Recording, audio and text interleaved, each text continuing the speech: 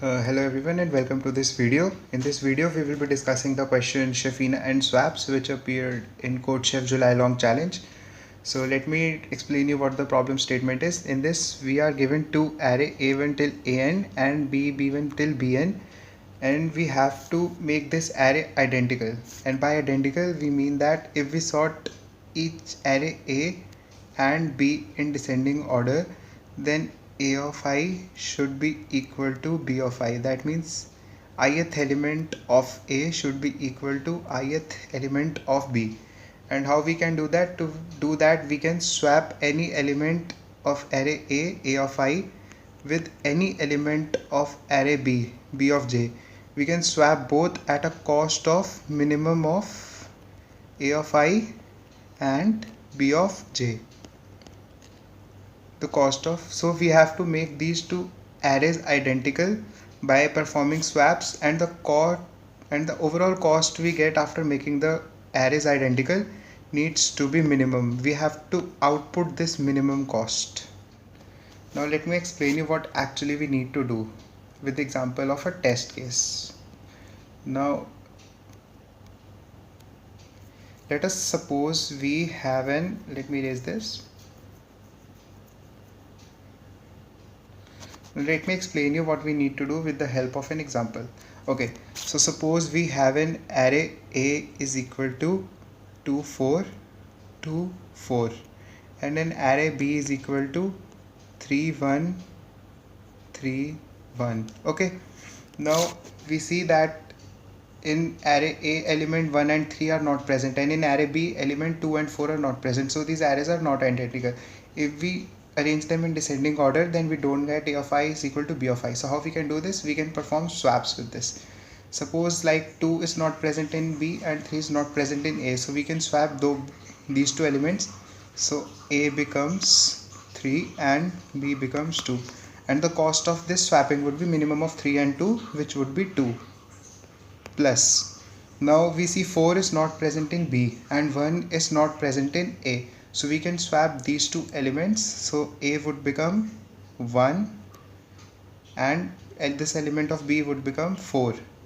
So the cost of this swapping would be 1, minimum of 1 and 4. Now if we see 2, then 2 is already present in array b and a both, and if we see 1 is also present in array a, so no further swapping needs to be done. So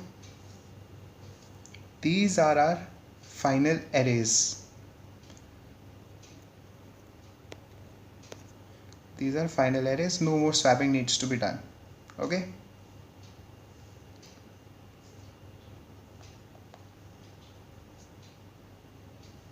so we get the cost 3. Now if we arrange these two in descending orders, let me show you. Now if we arrange these two arrays in descending order, then a would be 4 3 2 1, and b would be 4 3 2 1, which gives us these two arrays and identical. So these are identical and the cost would be 3. So does this method give the minimum cost? No. Okay, so now let us take a look at the custom test input provided in the question itself, and then we will look at on array. So in this we have three test cases. In first test case, n is equal to 1, so that means both the arrays have one element. So array a has one element 1 and array b has element 2. Now if we see, even if we swap these two elements, a becomes 1 and b becomes 2, it is not possible to make these two elements identical. So which means simply it is not possible, so we output -1. So we print -1 on the screen. Now in next test case we have n is equal to 2, which means both the arrays have two elements. First array has element 1 and 2, and second array has element 2 and 1. Now if we look at this, these two arrays are already identical, because if we sort them in descending order, a will give 2 1 and b will give 2 1, so these two are equal. So there is no cost of making any swap, so we simply output 0. Now in third test case, we have array A as 1 1 and array B as 2 2. Array A does not contain 2 and array B does not contain 1. So first we simply swap 1 and 2. So A becomes 2 and 1, and 1 2 remains as it is. So cost of this swap was 1, and these arrays have become identical. So we just print 1 on the screen. Now another solution which might come to your mind is, suppose we have two arrays A and B.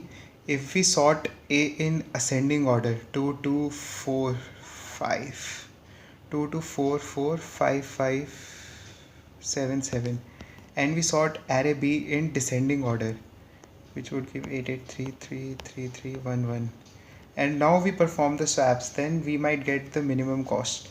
In most of the cases, the cost might be less than that the naive solution, but still it is not the ultimate minimum cost which we can get, including this solution.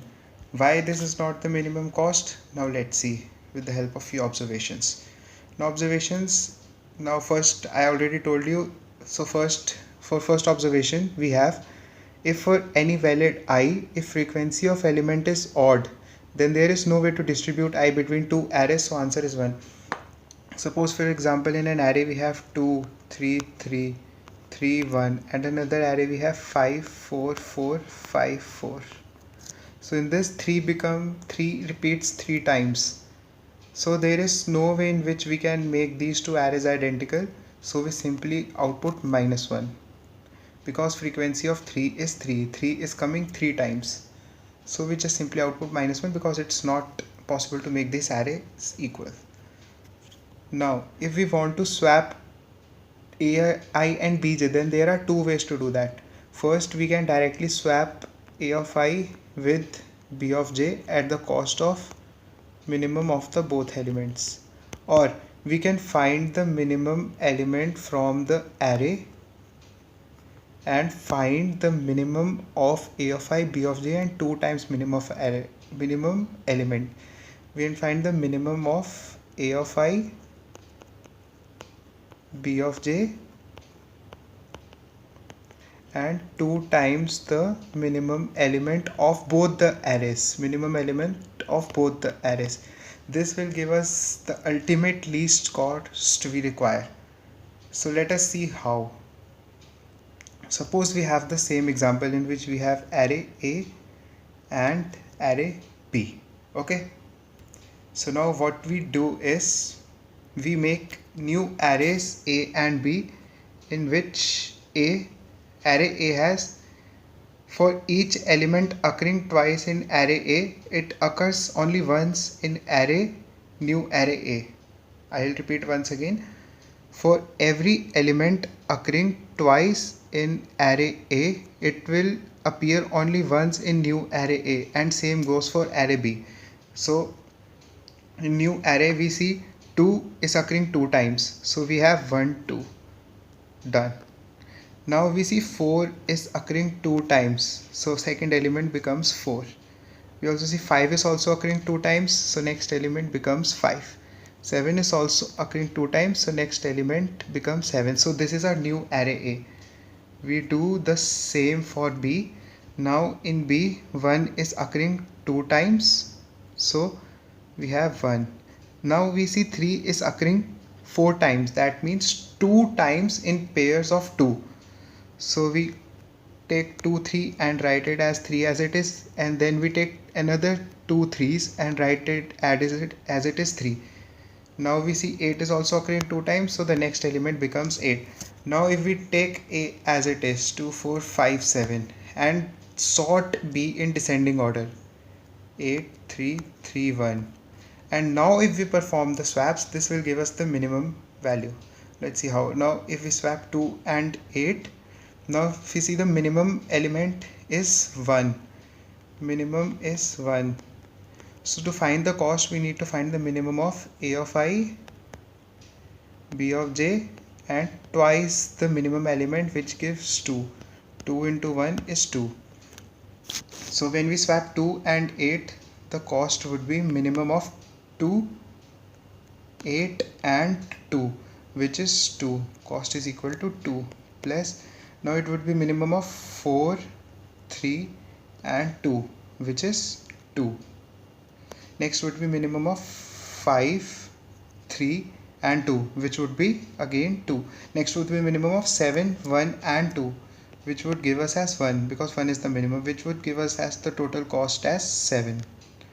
So this is the correct way to find the minimum cost. Now a quick explanation of how we got to this method, why this method works and how it gives the minimum value.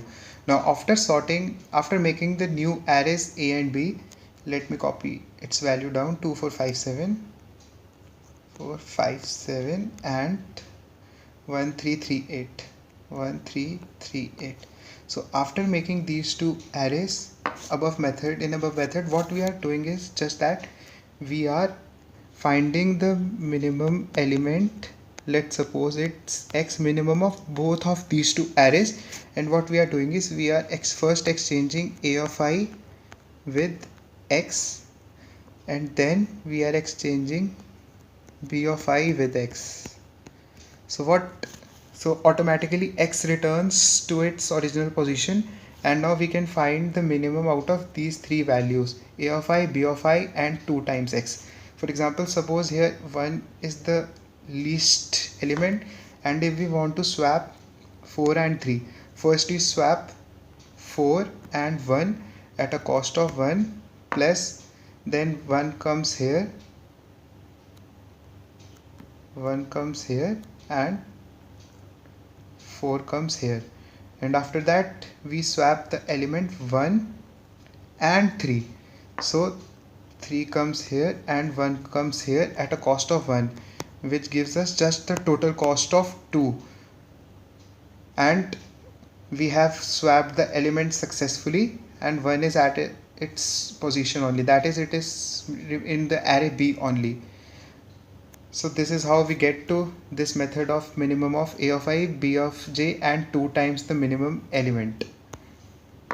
Now before moving to the coding part, let's see how we can make this new arrays from the resulting these two arrays with the help of maps, so that we can understand the coding part better.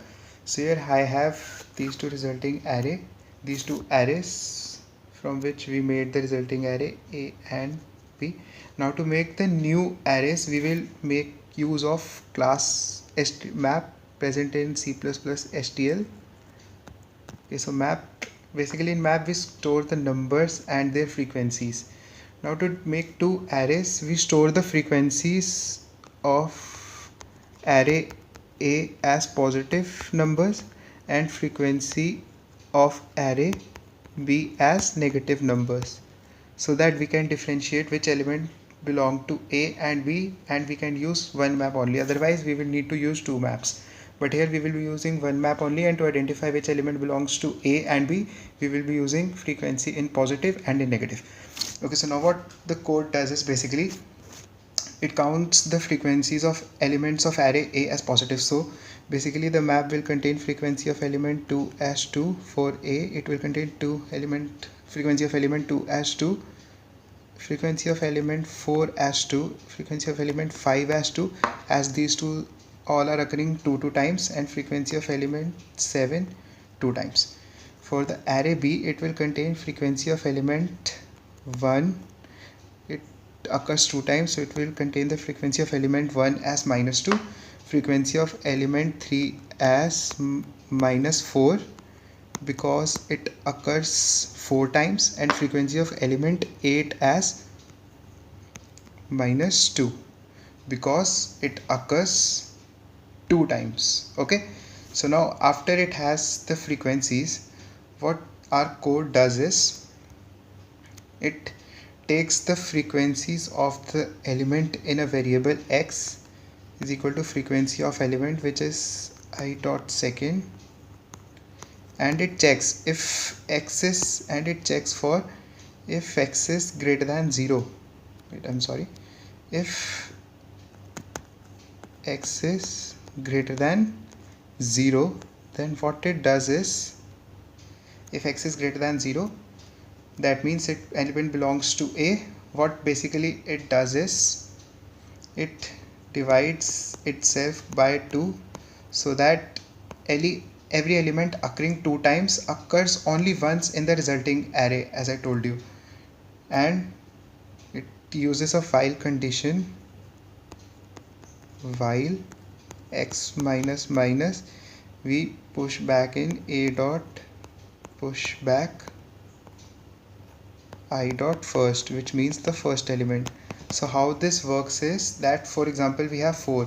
It will take the frequency 2 and x will divide itself by 2.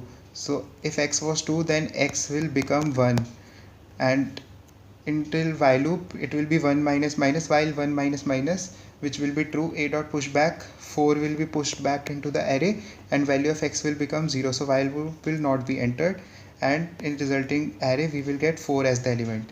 Now like 3 occurs 4 times.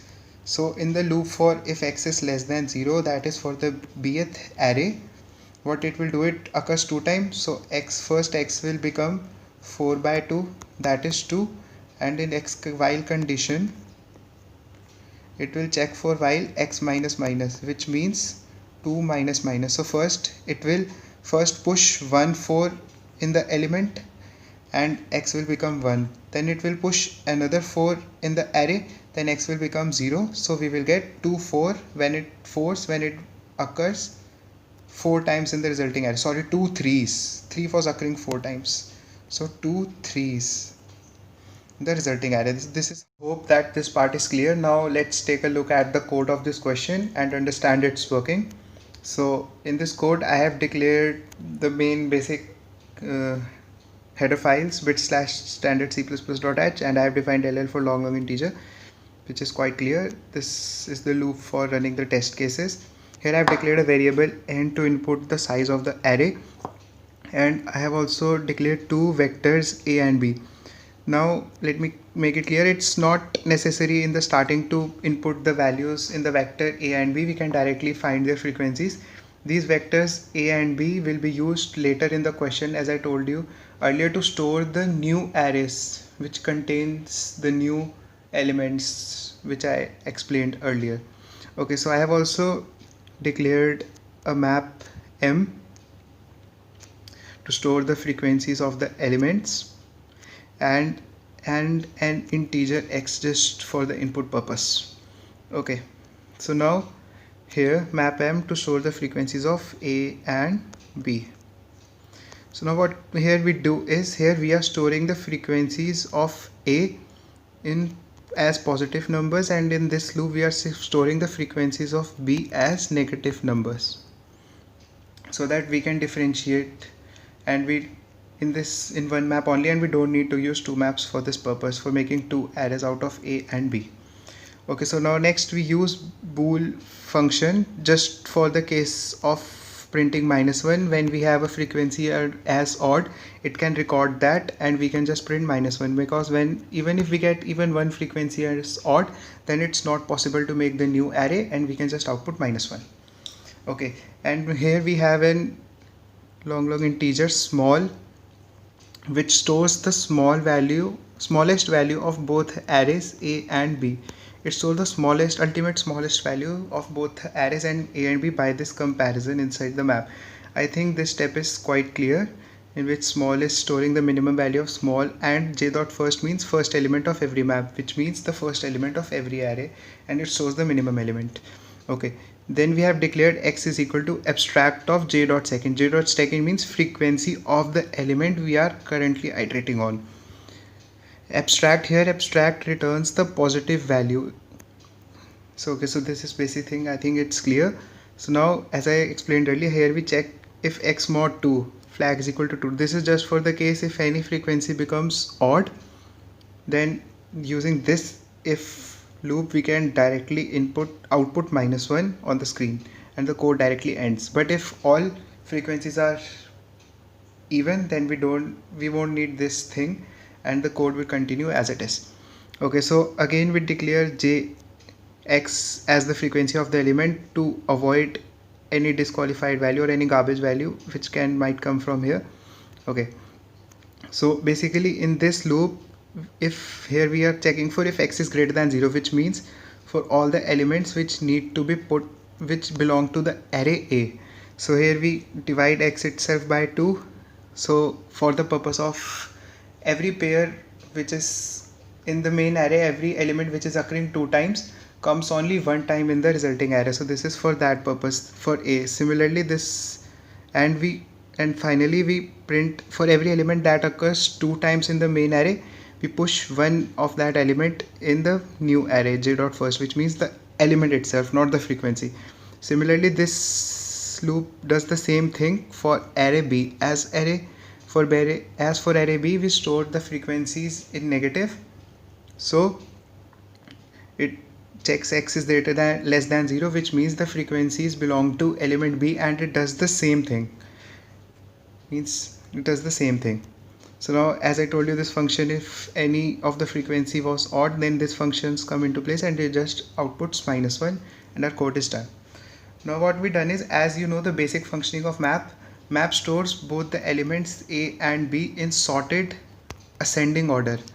So a and b both are present in sorted ascending order. It's the basic functionality of map. So what we do is we make b in descending order for finding our solution. So we reverse b dot begin, b dot end, which means basically it sorts b in descending order. Now we take an variable sum to store our final value, and finally we make a loop through the variables of a and b, and for sum we take the minimum of 2 times the minimum value, smallest value, and minimum of a of I and b of j, as I told you earlier. So this sum has the final value, and we just print sum on the screen and our code is done. Hope you like this video and you understood